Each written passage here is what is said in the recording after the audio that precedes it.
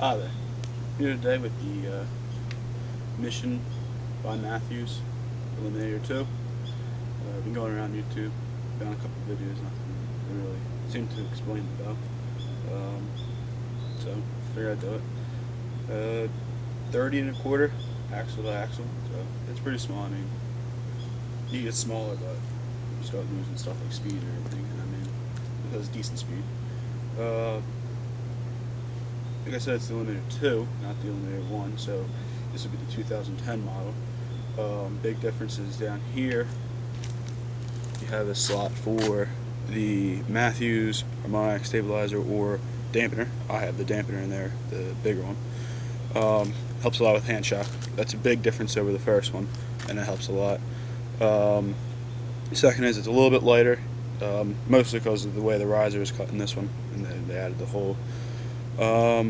Besides that, it's pretty much the same bow. I mean, the writing is a little bit different there. There's no orange in the original. And this has the walnut hand grip, so it's a little bit nicer than that. I mean, it depends on what you like with that. Overall, it's basically the first one. I mean, just a few little things, but lighter, a little bit faster, and the things that help with shock, like the harmonic stabilizer dampener hole. Overall, it's pretty much Matthews' DXT bow. A little bit slower, a little bit heavier, and not with the thin limbs. I would say this one is as good as the DXT. The original one was probably a little bit less due to the weight, speed, and everything. But with a little bit of boost in speed, they got this as IBO. It's the same. They do have the whole end for a STS system, where the DXT does not. You have to have a custom one built, and yeah, speed's the same as DXT now. The other thing is the draw. This bow has a lot smoother draw than the DXT. The first one, when I was buying, because I bought this around November last year, it's when they first came out, the 2010 models. I tried the Eliminator one, so that's how I know what they feel like. And I tried the DXT and the Rees and all these different bows, and the smoothest besides this was the Adrenaline, and the Adrenaline was getting old and it was slower. So it was this or the DXT size-wise, and the DXT won over the original, but for price you can't beat it. I mean, you get this whole bow for $500 and throw things on it, and by the time you're done, it's the price of just the DXT. So price-wise, you got it with this bow. And with the new one, the Eliminator 2, it's basically the DXT, just a little bit heavier and without the thin ones. Alright, I'm going to be shooting at 40, 30, and then 20 yards at this target. Just a deer, and I have the block behind it to stop the arrows when they go through, because the deer's kind of torn up. I'll be shooting Easton St. Epics at 30 inches. They're 9.5 GPIs with 100 grain field tips, and then they have the blazers instead of regular fleshings. They will go through this at 20 definitely, 30 usually, and then 40 occasionally. Pretty good arrows. Comes down to the speed of the bow, like I said, the original differences. Very fast bow, very forgiving, easy to shoot. Alright, I'll set the camera up and I'll get you some better shots. Alright, now the first two shots will be from 40 yards.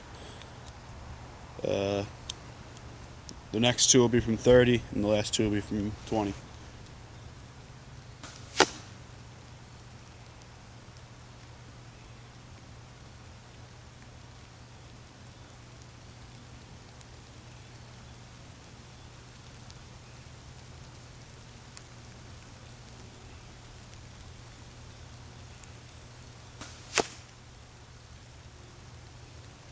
Alright, that was the first two.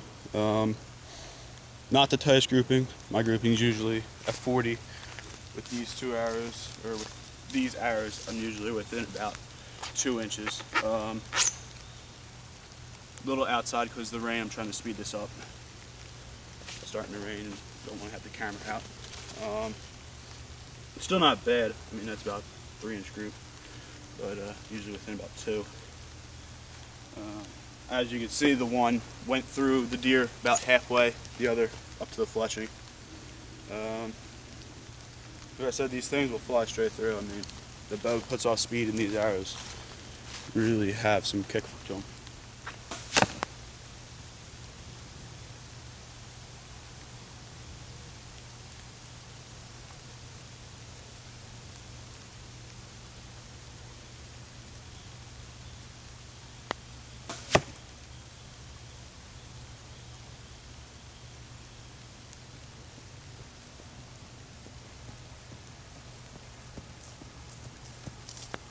As you can see there, second one's a little low. That was my bad. But like I said, first one went all the way through the deer and into the block behind it. But not that uncommon. Those one pin after 30 yards with 29-inch 70-pound draw. So the 40 I have, and then I go 30 and down. It's all one pin. And I'm gonna do the 20 yards, and then I'll be finished.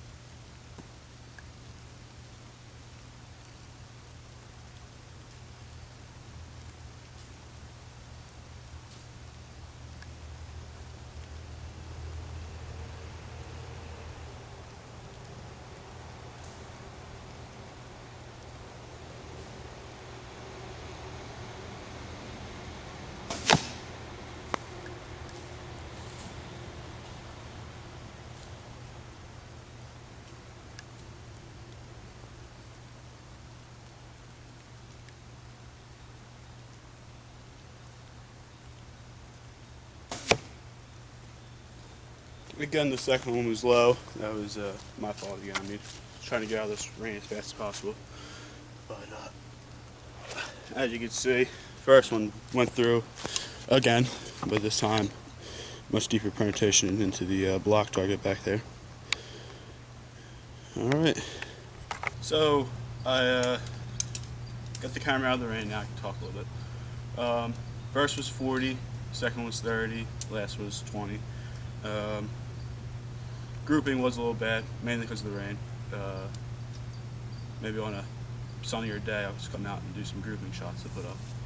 But you can definitely see the speed coming from the bow there. Just a bit. As you can see, that's the deer we were just shooting. With the block behind it. Like I said, these are the Easton St. Epics. Right there. 9.5 grains per inch. They're the 340s. All in all, they're about 400 grains total. I haven't weighed them, but just adding up and then guesstimating for fletching and knocking and inserts down here. And again, with the bow, like I said, for price, you really can't beat it. If price is no limit, because I mean, if I could go back and get any bow I wanted, I probably would have went with either the Reason or a Bow Tech, just for speed. Bow itself's quiet, so I mean, if I was going for quiet, I probably would have Matthews. If I was going for speed, Bow Tech. Both the 2010 bows, if money is no object, I would go the Z7 from Matthews, the Hoyt Maxis, or Bow Tech would be the Destroyer. Each bow has its own special thing. Speed, quiet, smooth draw cycle. And then if you're looking anything else, I mean, usually other brands go down in price. Hope you choose one that you like. If you're looking, always choose the one you shoot best. Don't care about what it is. And like I said, price is an option. there's so many bows out there nowadays that you can get for under 500. You won't have a problem. All right, see you.